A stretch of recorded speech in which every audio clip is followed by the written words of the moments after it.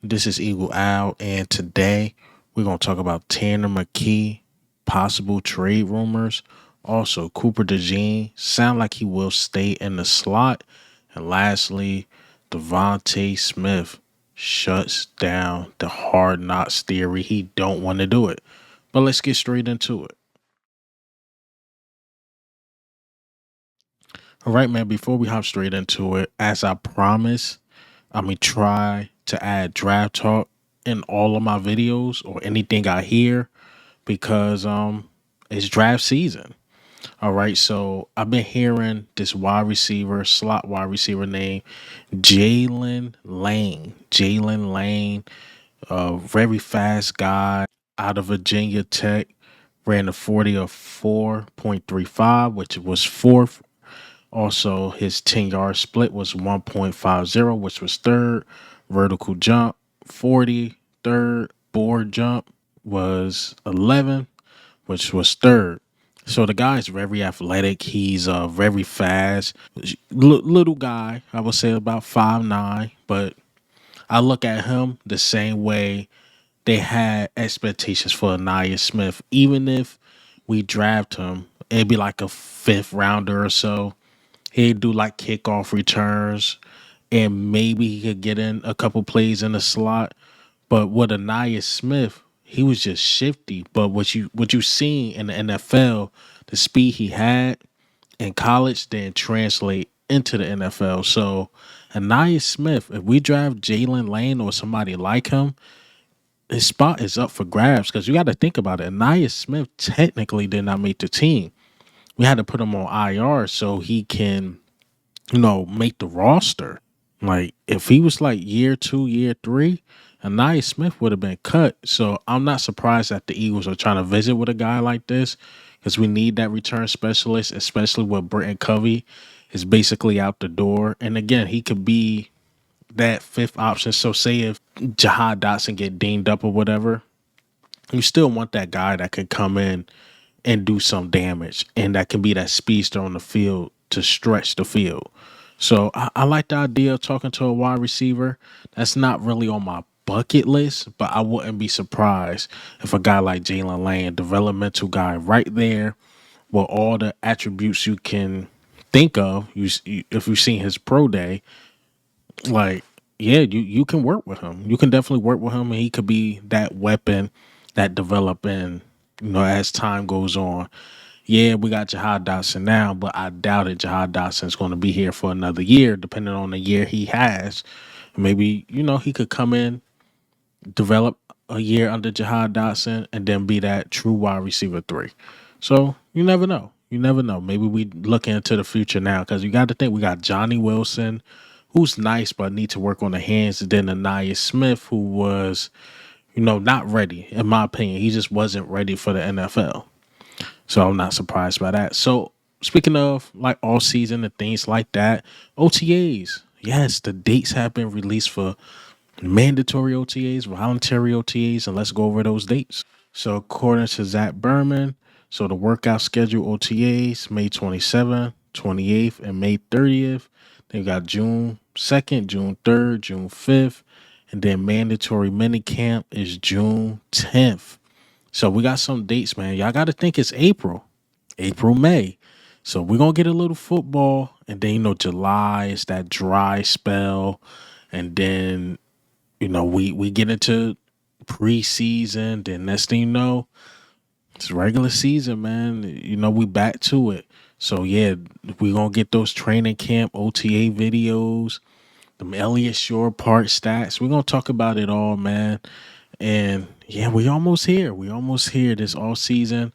It's going by quick, man. It's definitely going by quick. All right. I just seen the exit of Dallas Goedert. So if you know Trey McBride, he is now the highest paid tight end in the NFL. What do Trey McBride have to do with anything with Dallas Goedert? They both tight ends.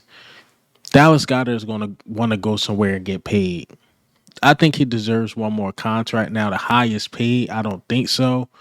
But you got to put Dallas Goedert in top three-ish or top four-ish paid tight ends. Look at the pay rate of these tight ends. So, according to Anthony DeBona, you have here Trey McBride. He signed a 4-year deal, $76 million with 43 million guaranteed. Second, you have Jawan Johnson, 3 years, 30 million with $21 million guaranteed. They had Evan Ingram, 2 year, $23 million with 16.5 guaranteed. Now Dallas Goedert could get between 20 and 24 guaranteed, depending on the team. Like, let's be honest, Dallas Goedert got his ring. He gave his all to the city. We will forever love him. But at the end of the day, you got to get ahead of this stuff. You had to get ahead of this stuff. And it's going to hurt. I'm telling you, it's going to hurt when you get that notification. He's been traded.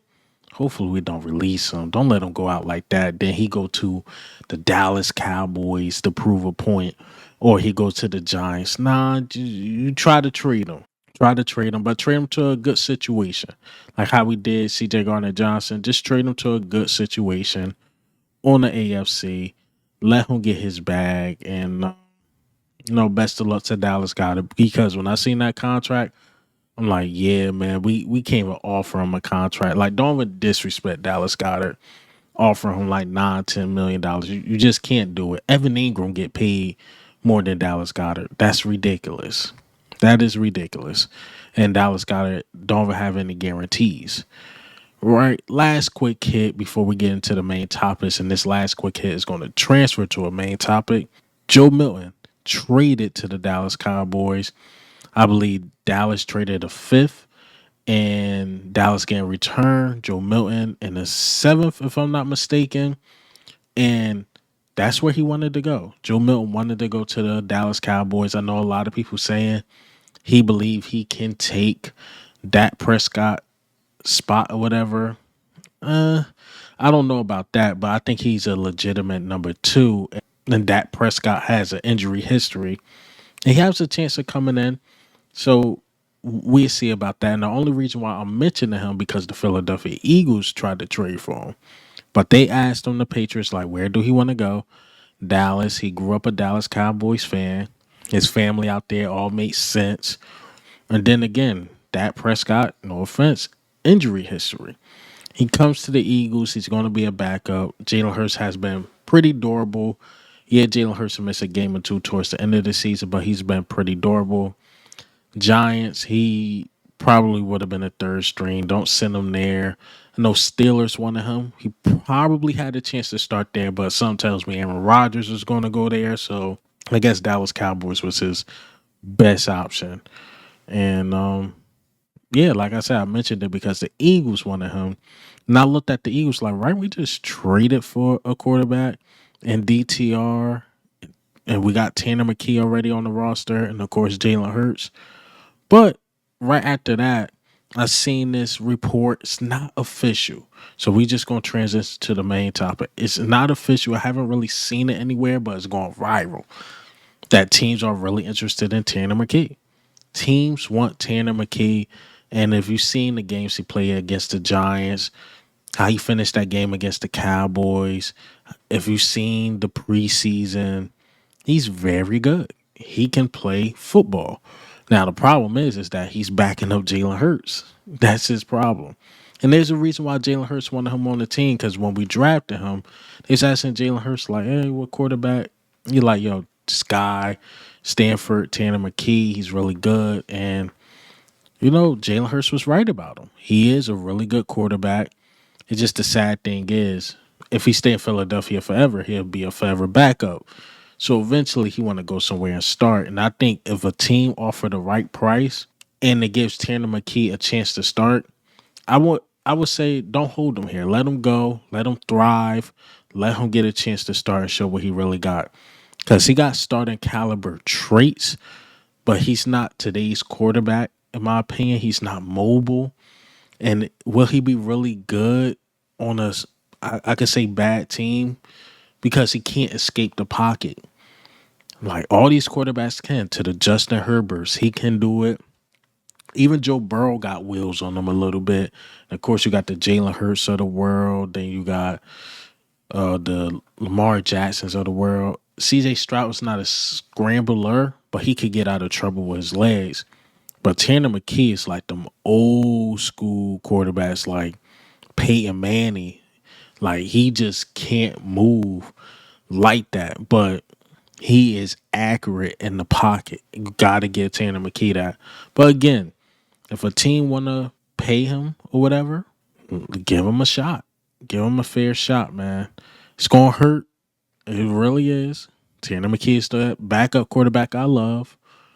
But at the same time, if a team want to give him a chance to start, don't trade him to be a backup again. All right, so let's get into the next topic. So Hard Knocks. Hard Knocks changed the rules of how they select teams because nobody's volunteering to do it. You know, the NFL need that money. So you're like, you know what?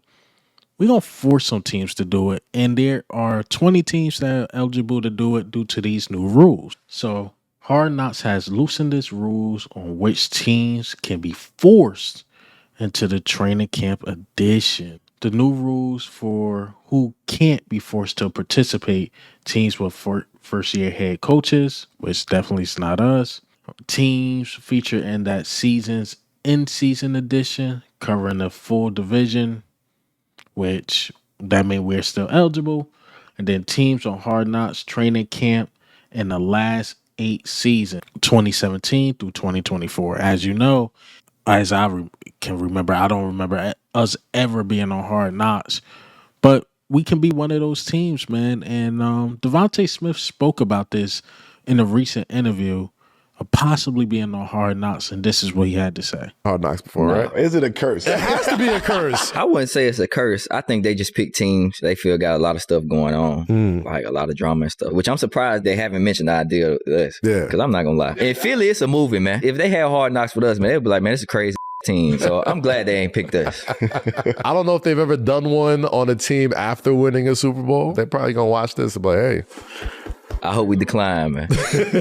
I love Hard Knocks. I do like it. I do. It's quality television, man. Maybe because I'm speaking from the outside now, but like it's needed to have that glimpse of what's actually happening and how this shit is being built. But I understand as an athlete, man, you don't be wanting to see them cameras in there. Facts. I hear you. You getting watched in everything you doing. They don't feel authentic. My all-time favorite Hard Knocks moment, you know the one. DeAndre Hopkins versus D'Angelo Hall. Hey, man. It was cinema. You can't put them two teams together in training camp. The joint practice. Regardless, Hard Knocks or not, you're going to see that. He like, look, we a crazy ass team, man, and nah, I don't want to do it. That's what it sounds like. I don't want to do it. I don't want to drama or whatever we go through just aired out. Nah, I ain't trying to do it. But honestly, if the NFL really wants some money, have the Eagles on there. It make it good for me as a YouTuber, but I don't know if I want my team on there. You know, a lot of people saying, like, is it bad luck? A lot of teams that go on there, or I don't remember a team that went on there and won a Super Bowl. Well, you can look at the Ravens. The Ravens was really entertaining back in the early 2000s. They was really entertaining to watch with Shannon Sharp and those guys, and they won the Super Bowl. So we can do it too. Eagles been breaking barriers. You put us on Hard Knocks, we're gonna be a competitive team. But it's gonna be very entertaining if we get selected. So it's 20 teams eligible. That don't mean they're gonna pick the Philadelphia Eagles, but as a fan, as a YouTuber for the Philadelphia Eagles, I mean, that side will be fun, but I'm trying to look at it from their lens. Like, do they want a camera everywhere? Possibly not. So we'll see. We'll see if we get selected.